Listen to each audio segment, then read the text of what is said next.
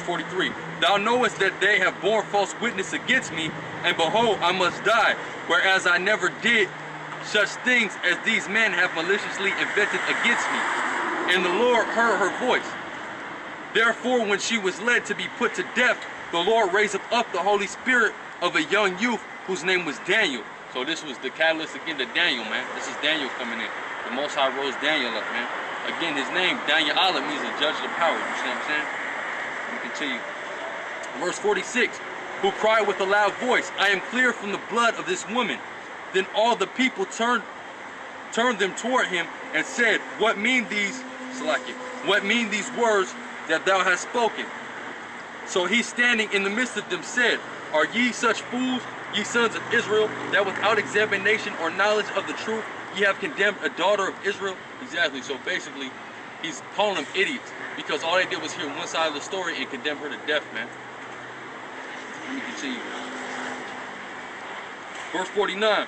Return again to the place of judgment, for they have borne false witness against her.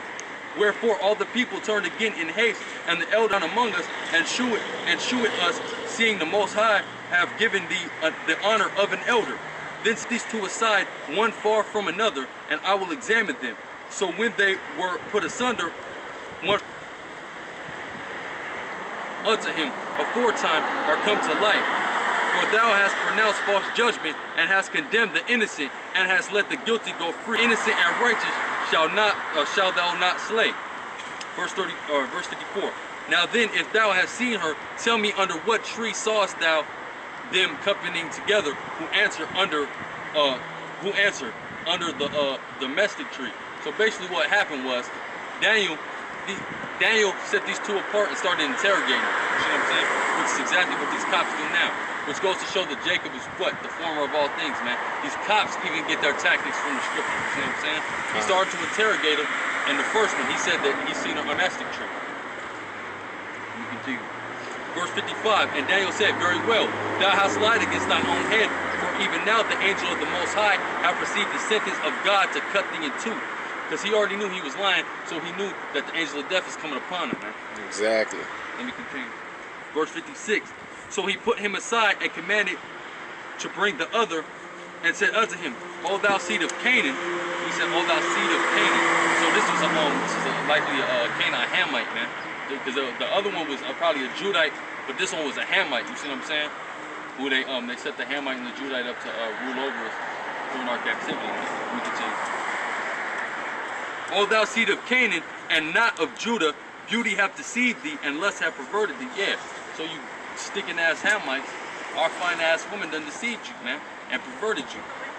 Alright? We continue. Verse 57.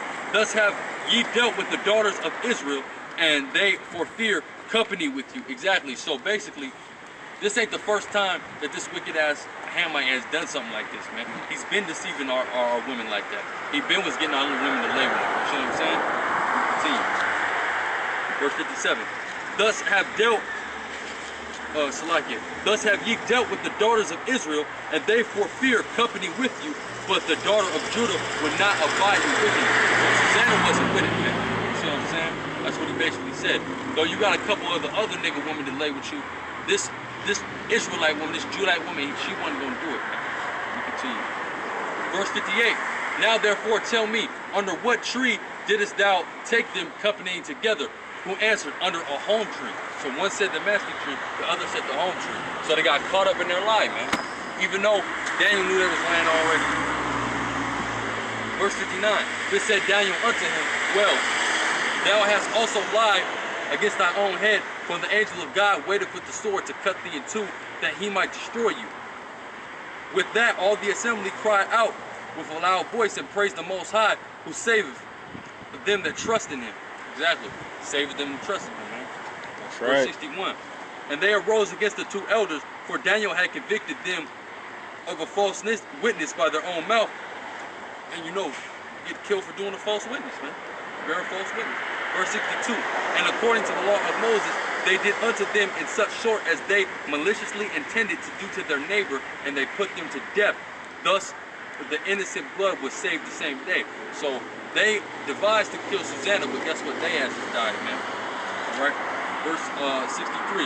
Therefore Chelseas and his wife praised the Most High for their daughter Susana with Jotham her husband and all the kindred, because there was no dishonesty found in her.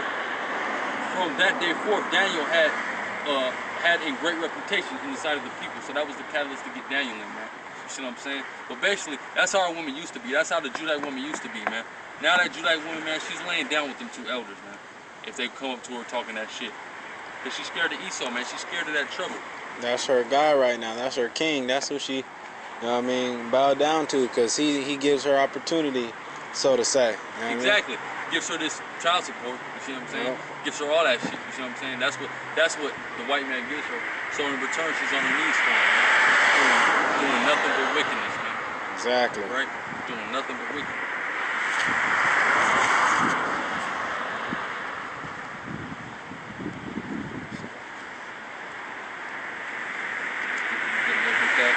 This is how women are now, though.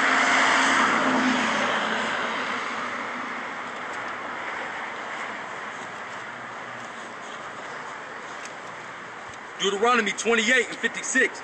The tender and delicate woman among you, which would not adventure to set the sole of her foot upon the ground for delicateness and tenderness, which was what Susana was. But this is how they are now. Her eyes shall be evil toward her husband, Salakia, toward the husband of her bosom, and toward her son and toward her daughter. And that's what the women are now, man. Their eyes are evil towards their own household, basically. You see what I'm saying? They looking at their husband, fuck this nigga ain't never gonna be shit. They're looking at their son, they're saying the same thing, man. And they're raising their daughter up to be just like them, man. That's having evil towards your own household, man. You're supposed to love your kids, you're supposed to love your husband, man. But our women, man, they ain't doing that no damn more, man. Alright? They're being evil towards us, man. They devising all type of iniquity, man. Alright? That's and right. They in bed with this white man. You know what I mean? Trying to help destroy us. Alright? Verse 57. And toward her young one that cometh out from between her feet, and toward her children which she shall bear, for she shall eat them for want of all things secretly in the siege and straitness, wherewith thine enemy shall distress thee in thy gates. So when that time comes, when this martial law break off and this nigga woman, since she's so independent, is stuck in a hole with her kids by herself with nothing to eat, she's gonna eat her kids, man. And that's for all the women, man. Not just these Judite women, these Southern people, these Northern women too, man. These Puerto Rican women, these Dominican women, they all gonna be doing that, man. But really now they spiritually, they morally eating these kids, man, because they raising them up wrong. They telling them they ain't never gonna be shit. So that kid, man, he's getting ate up basically through the spirit already, man.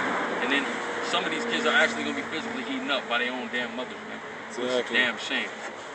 And they make a bunch of bitch ass niggas too, because they sit here and make niggas want to bow down and worship them and shit like that, not realizing you ain't supposed to give your power unto a woman in general. You know what I mean?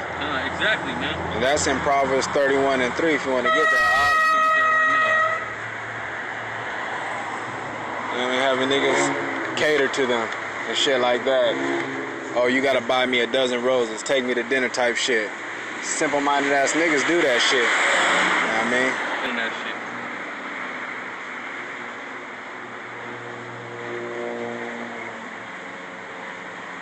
Proverbs 31:3. Give not thy strength unto a woman, nor thy ways to which, Salaki, nor thy ways to that which destroyeth kings. Exactly, man. You giving your strength unto a woman, man, you're gonna be destroyed, man. Alright? That's how Solomon went off, man. Dealing with the women when he got older, man. I mean, and we all really kings. We Israelites, man. We all a nation of kings and priests. All right. So giving your strength unto a woman will destroy your ass, man. That's right. Just try it and find out. I'd rather you not, man. You know what I'm saying? But that's what you're gonna do. Go ahead, man. All right. I'm gonna let the unrighteous be unrighteous. You see what I'm saying? Because that's very righteous to give your strength unto one of these simple ass bird brain bitches out here. Exactly. Very unrighteous, man.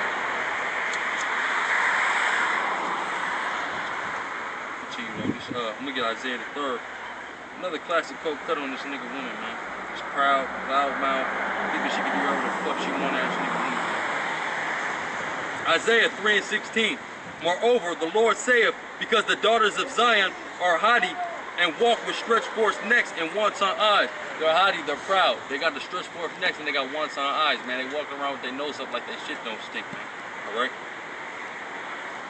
17. Walking and menacing as they go and making a tickling with their feet. You know, slapping them damn flip-flops around, man. All right.